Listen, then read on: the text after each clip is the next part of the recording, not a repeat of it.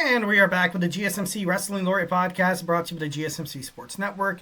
I'm your favorite wrestling fan here, Eric Rodriguez, every Monday night live on the GSMC Sports Network, 8 p.m. Pacific Time, 11 p.m. Eastern Time. We're here to talk about the greatest thing in the world, professional wrestling. We talk about all the action inside and outside the ring, backstage curtain calls, all the rumors, all the drama, all the conspiracy theories. We talk about contract negotiations, extensions, and new signings of superstars, their inactive statuses, and injury updates. We talk about promotions from WWE to AEW to TNA to Ring of Honor to GCW to Deathlock Professional Wrestling to the NWA. If it makes major news in the world of professional wrestling, we talk about it here on this show 1010%. So remember to Superman punch that like and subscribe button to the show. So you get some cool notifications when we go live. Also, when we publish new content, we have all these other amazing podcasts that you guys would definitely love to be a part of. Before we get into anything, just want to remind you guys, if you have a burning question or hot take in terms of the world of professional wrestling, go ahead and hit up that super chat right there. We accept all the. There's no such thing as a harsh comment or anything like that. Just, of course, stay respectful and stuff like that. Don't be shy. Drop your thoughts inside that chat, though. And if you really want to make sure your comment, question, or concern gets noticed on air, why not use that super chat? Just go ahead and hit up that $. Anything you guys put inside that box is going to be talked about, featured about, debated about, maybe even take place of a segment on this show 1010%. Just want to make sure you guys feel like your conversation, make sure you guys feel like your words, your 2 cents, your whatever is going to be a part of this show. We definitely value the opinions of our guests and audience members, so don't be shy. Drop your thoughts inside that chat. We are super grateful for each and every one of you guys who joins us here daily on the GSMC Sports Network. Your support makes all the difference. So let's keep this conversation going. Let's keep this party going. Send in those super chats, those super stickers, because you guys are super awesome, and together we will make sure this podcast, this wrestling podcast, is the best in the business. Also, again, if super chat's not your thing, go ahead and hit up that tips and donations link at the GSMCpodcast.net. Tell me what you like, tell me what you don't like. Just remember to Superman punch that like and subscribe button to the show. Follow the show, follow the network here, the GSMC Sports Network. We do love a lot of peace, love, and positivity, 1010%. But in terms of talking sports, it's inevitable. There's going to be some disagreements. There's going to be some criticisms. And guess what? It's already water under the bridge. It's all gravy, baby. Don't even worry about it. Just want to make sure you guys feel like you are absolutely welcome, because this is a welcome podcast. This is not my podcast. This is our wrestling podcast. So, hey, don't be shy. Drop your thoughts inside that chat. All right, without further ado, let's go ahead and talk about some WWE Smackdown. I gotta be honest, guys, this was one of the best episodes of Smackdown that I've watched so far this year. There's been some decent ones. They're not really bad at all, because wrestling, obviously, sports entertainment. It's it is what it is.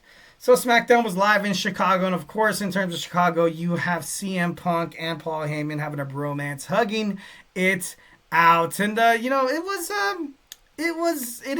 is what it is. It is what it is. We kind of knew that this, obviously they have chemistry in the past. I felt like this promo was ultimately designed to kind of get the fans to think that he was going to be in CM Punk's corner, which at the end of the night you ultimately found out. But right now, especially what happened, what we recently talked about on Monday Night Raw with Seth Rollins basically sparing Paul Heyman, not attacking him or anything like that. So now he owes Seth Rollins a favor. He's already answered a favor for CM Punk. I'm not sure if he's going to take this favor by Seth Rollins seriously. And then, Roman Reigns was already kind of not treating him like trash, but you kind of saw him get in his face, kind of corner him on Friday Night SmackDown.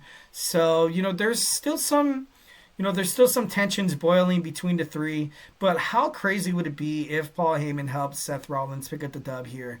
Because like I talked about it on the previous segment on Monday Night Raw, if Roman Reigns, CM Punk loses this match, it's not really much of a big deal. Obviously this is CM Punk's first main event at WrestleMania, and that does take into some consideration. But Seth Rollins has recently, I don't know, he hasn't really been the main picture, if that makes any sense. Like, he went from carrying the company on WWE Monday Night Raw, then he was the World Heavyweight Champion, and everything he's done for WWE has been absolutely awesome. Then once when CM Punk came to Monday Night Raw, he stole Seth Rollins' thunder. He really did 1,010%. Seth Rollins being a little green with envy there. It's not really misleading or anything like that. I feel like he does have a legitimate concern. He has a legitimate argument that CM Punk returning to WWE, and of course they knew that he was going to be brandished, and he was going to be on Netflix. And it does kind of suck. Drew McIntyre feuded with him, then went to SmackDown. Seth Rollins is probably going to stay on Monday Night Raw. I'm not too sure how long this this feud between him and CM Punk is going to go on. But if you have him winning at WrestleMania, I feel like that just kind of, as Seth Rollins, got a chance to destroy the dream that CM Punk once had, main eventing WrestleMania and coming up short. So, I feel like then with that, he'll move on. Then you could start building up this, this CM Punk versus Roman Reigns storyline. And, that's something that I would prefer to see. Like I was mentioning, like I said, I feel like Paul Heyman during the Triple Threat match at WrestleMania is going to be stuck in a situation where he's like, hey, I want to be a good friend and help CM Punk. Oh, no, I want to be a good wise man to Roman Reigns. And then he's going to do something that's going to be by mistake. And then Seth Rollins is going to capitalize and he's going to win. Which is going to lead CM Punk and Roman Reigns to both distrust Paul Heyman. So, none of them are, they're going to have somebody in their corner and a wise man or anything like that. So, that would be an interesting, kind of take. Next, we had the debut of Rey Fenix. His match with Nathan Frazier was an absolute banger. It was pretty badass, simply amazing. He even said it with tears in his eyes, saying that he's living a dream. And, if you don't know anything much about Rey Fenix, he's a former AEW superstar. Basically, took to social media after more years were tacked onto his contract. And, obviously there was some disgruntled words, obviously some aggression. He basically said the treatment that he endured in AEW was inhumane. Inhumane's it is kind of an extreme word to talk about, especially in terms of the workplace. And, Rey Fenix finally making it to WWE. Tony Khan ended up just, like I was kind of talking about, I was like, dude, you're getting so much bad publicity from this angle, that angle, this and that and the other. AEW stars running to WWE. You need to cut your ties. You can't afford this bad, public relations. But he did what he did. When you sign a contract, it's sometimes it's going to end pretty bad. There's going to be some disagreements. There's going to be some obviously different, perspectives and stuff like that. El Legado del Fantasma was super impressed. Obviously, what you saw before. Humberto Carrillo will take on Rey Fenix next week on SmackDown. I doubt he'll do anything to do with Legado del Fantasma. And before Monday Night Raw aired, I was actually, kind of thinking about it. I was like, okay, what if Rey Fenix is stuck in a position next week on SmackDown where he's being mugged by Santos Escobar and, Angel Garza and, of course, Humberto. And then you see Penta come out, and they're still out, man. And then you see the leader of the LWO, Rey Mysterio, come out. Then you get that fantasy, you get the best luchadors in the world of professional wrestling, finally legends, finally teaming up in a 3-on-3 match at WrestleMania. You got Penta, Rey, and Mysterio teaming up against Legado del Fantasma. But of course, obviously, watching Monday Night Raw kind of spoiled that a little bit, but, it is what it is, right? Drew McIntyre threatens Damien Priest with an eye patch. I thought that was pretty cool. Obviously, being slammed through the windshield of a car. Piece of glass flew into Drew McIntyre's eye. Hope he's okay. Can't wait to see him and Damien Priest go head-to-head. Damien Priest later on in the show cuts a promo saying that Drew McIntyre is nothing but a hypocrite, saying that he is 1,010%. He's gotten his own way. He wants to play the victim. He wants to see me as the bad guy. He's been the bad guy in every single situations where he's been the victim, and he's stood in his own way. And which is true. His obsession with CM Punk did, cause some trouble. But I'm hyped for this match. Damien Priest, that promo on SmackDown, I liked, whenever I see Damien Priest, I really see him as a future star in WWE. You know, the way he cuts promos, the way he speaks on the mic, the way he wrestles inside the ring, it's like something that you've never really seen before on WWE. And I feel like that's super badass. You know, something that you would, as a wrestling fan, kind of watch WWE, you're like, okay, hey, this is like corporate mainstream, stuff, so I'm going to like check into the indies and stuff like that. I feel like Damien Priest kind of brings that new taste to professional wrestling. Not dogging on him, no, definitely by no means necessary of, any way, shape, or form insulting El Campeon, former El Campeon, Mr. Senor Money in the Bank. If anything, I'm like, dude, this guy brings a new taste to professional wrestling, and there's no doubt in my mind that this guy will be a World Heavyweight Champion or WWE Champion one day. So both him and Drew, I definitely love seeing them in the match. We have the LA Knight defeat Tama Tonga, even with the help of Solo Sikoa. Defeated him pretty soundly. We see a Vignet, we see an Aleister Black teaser. I can't wait to see what's next with him. But one of the main things of Friday Night SmackDown, obviously, is that unscripted promo between Charlotte Flair, the challenger, Tiffany Stratton, the WWE Women's Champion, heading into WrestleMania. And this promo was definitely, man, with the backstory too, with Charlotte Flair recently appearing, basically talking about her feelings on, being divorced 3 times and she didn't want to end up like her father. Although she does respect her father 1,010%, and their family has gone through heartbreak. Obviously, she lost a brother to, I'm not too sure. I don't want to say anything that's not accurate or anything like that. But all in all, I love the fact that Tiffany Stratton kind of stood up for herself. There's been some backstage turmoil, quote unquote turmoil. Obviously, this could be WWE pulling our leg, and this is what Tiffany Stratton are working back scenes, obviously seeing everything unfold on social media, and they're like shaking hands, probably going to dinner or something like that. That could be a possibility as well, playing devil's advocate, just be like, okay, what if this was actually for real? What if these girls actually do hate each other? With the promos with Tiffany Stratton, Charlotte Flair, and then Charlotte also is stuck in the, position where she, I feel like WWE is like, all right, teach her. We want Tiffany Stratton to be, more mature. We want her to be more of a, superstar in WWE. So she's honestly putting Tiffany through all these tests throughout every promo that Charlotte Flair has done. A lot of people might say like she's cooked. Tiffany Stratton, by all means, that's true. Is she trying to bury Tiffany Stratton, a new, prettier, new face talent on SmackDown in the women's division? Maybe. See, all these questions and possibilities and conspiracy theories go through the minds of WWE fans, thus creating the picture for WrestleMania. Obviously, at the end, Tiffany Stratton. The fans were absolutely behind Tiffany. I loved it. I even looked at Wade Barrett's face, and I saw Wade Barrett kind of smile, kind of look at Tiffany Stratton's like, that's awesome. She's grown up. She's getting it. She's going to be a huge star.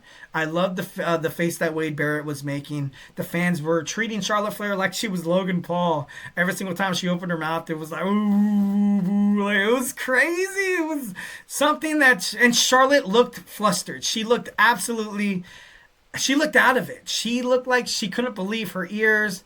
And then she started talking about Tiffany Stratton's squeaky voice. And then she couldn't get a word in. And then, of course, to the Queen's grace, she was like, oh, I'm going to award you the final words. You can go ahead and say whatever you want to say. And then Tiffany Stratton lays down a bomb. You're going to walk out of WrestleMania, not with the title. You're going to be all alone like you are outside of the ring. What is that, Charlotte? 0 for 3? And oh my God, it was so crazy. It was, it was pretty crazy. And then she mentioned her volleyball career, and they're, drinking out of her daddy's basement. And then she was like, woo! And then she ran outside the ring, which makes me believe that it was off script. It was absolutely real. So, obviously I could be falling for it here, but, they did such a good job, and it was amazing. Even on WWE content, you look at the SmackDown review on YouTube, they cut it out. Charlotte Flair saying that Ludwig Kaiser, he was in my DMs, and there's been a rumor, not confirming or saying anything, that rumor saying that, once when her and Andrade split up, that Ludwig he might have, reached out. All of it building up toward an amazing match at WrestleMania. I, for one, cannot wait. The Motor City Machine Guns are the number one contenders, defeating DIY. Backstage, we get a promo between Pretty Deadly and Mellow Don't Miz. I like Pretty Deadly. I do. Now that they actually get attention on SmackDown since, kind of approaching to 3 hours, I'm going to miss it when SmackDown's 3 hours. I feel like a lot of talent will suffer when it hits 2 hours again, but I hope Pretty Deadly and the WWE Tag Team Division does not suffer. So hoping for that. Naomi, she was taken out by Jade Cargill, and before the match even began. Then she fought, then she took down BFAB. That's actually huge props. I can't wait to see what Naomi does. Every single time Naomi's been on the screen, I got to be honest, I've kind of pressed the snooze button as a WWE fan. But now we have the match we've been waiting for. Nick Aldis grants Jade Cargill the match against Naomi at WrestleMania 41 Las Vegas. And I, for one, am super excited about it. If Naomi was kind of a pushover, I wouldn't be.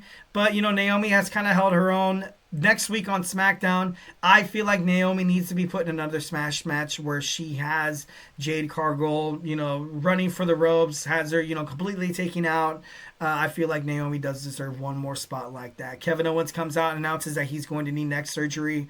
According to reports, it might be as bad as a neck fusion surgery, obviously. Thoughts and prayers and condolences go out to Kevin Owens. Hopefully, he's going to wind up back in the ring. Don't give up. Don't give up. Like you said in an interview, you have the support system. You're one of the best wrestlers. One of my favorite wrestlers, personality-wise, as well as, you bust your ass inside the ring. Kevin Owens is, he's pretty damn good, and I hope that, he comes back. And, I definitely hope this isn't a, random spot where Kevin Owens comes out. Mark Henry and AJ Styles, they faked retirements before, people's faked injuries before, but I do feel like this one is legit 1,010%. Honestly, I can say, from the bottom of my heart, I am for sure, sure that this Kevin Owens neck injury is serious, and it needs to be taken serious. And like I said, thoughts and prayers. Hope that he makes a speedy recovery, and would love to see him back in WWE pretty soon. Because as of right now, I don't know if they inked another contract. So, this might, just terrible timing. He was maybe trying to prove himself to WWE, being like, hey, sign me for, I could do this and that and the other. And he's put on some damn good matches, obviously, selling his body during the whole thing, physically in terms of wrestling. So that's, it sucks. Definitely sucks. We don't get to see him against Randy Orton at WrestleMania, which is awful. I want to see those two definitely tear each other apart in the squared circle. Randy Orton obviously finds out the bad news, gives Nick Aldis, the GM of SmackDown, the RKO. And then, it was pretty crazy. Last man standing match, number one contenders for the USA Championship. Jacob Fatu defeats Braun Strowman pretty soundly. I definitely love that. At the end, you have that favor called in by CM Punk. CM Punk wants Paul Heyman, his best friend that he met some odd years ago at Ohio Valley Wrestling, to accompany him, to be in his corner at WrestleMania. And, Roman Reigns wasn't really having it. Seth Rollins kind of off to the side, not really, but obviously on Monday Night Raw, make it an interesting, sparing Paul Heyman of the curb stomp, now saying, hey, now you owe me a favor. And then, kind of making it even there. And I feel like that needed to happen. That needed to happen 1,010%. I definitely, because Seth Rollins, like I said, he's been kind of like an afterthought between, the stardom of CM Punk and Roman Reigns. It kind of seems like he's kind of faltered off to the side. But no, Monday Night Raw made sure that Seth Rollins is, he can win too. So I definitely love that. All right, guys, so hey, do not go anywhere. We're going to jump on into our next segment. We got AEW Dynasty reaction by me. So grab your favorite snack, grab your favorite ice cold beverage, get those questions ready, get those statements ready to talk about some AEW Dynasty. Grab your favorite snack, grab your favorite ice cold beverage, and join me here in about 20 seconds. So do not go absolutely anywhere.